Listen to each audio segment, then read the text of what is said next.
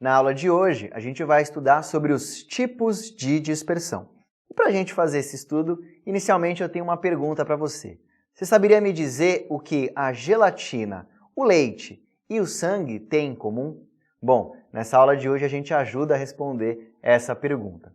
Como a gente pode ver, existem três tipos de dispersões. As suspensões, ou também chamadas de dispersões grosseiras, os coloides e as soluções.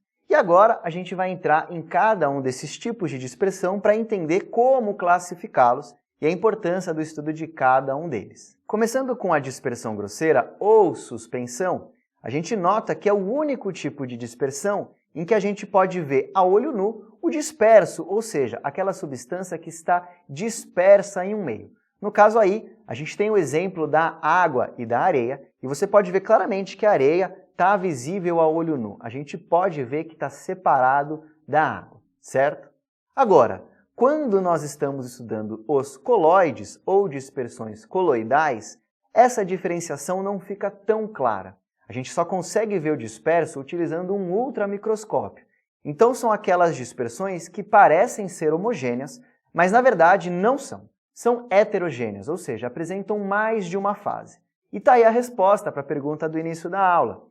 O sangue, a gelatina e o leite são todos exemplos de coloides. Não só eles, mas a maionese, o iogurte também são exemplos de coloides. Esse tipo de dispersão tem um estudo específico, que é o efeito Tyndall. Um efeito que é observado quando a gente incide um raio de luz sobre esse tipo de dispersão e esse raio de luz é dispersado pelas partículas que estão ali.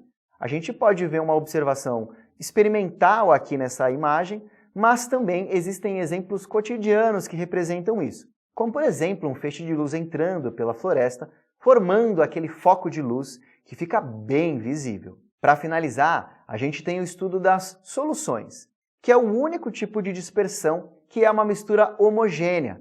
E a gente pode ter três tipos de soluções: as sólidas, as líquidas e as gasosas.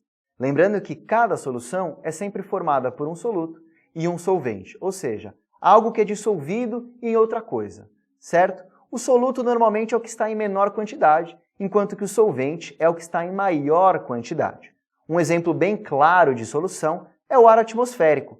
Na verdade, toda mistura gasosa é uma solução, pois a gente não consegue ver diferenciação entre os gases que compõem uma mistura gasosa. E para ver se você entendeu a aula de hoje, vamos ver se você é capaz de identificar quais são as substâncias que podem ser classificadas como coloides, dentre as quatro aí.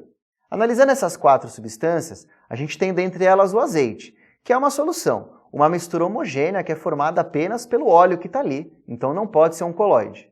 O refrigerante também não pode ser um coloide, pois o gás está dissolvido ali e a gente nota a separação dentre as bolhas de gás e o próprio líquido que está ali formando o refrigerante.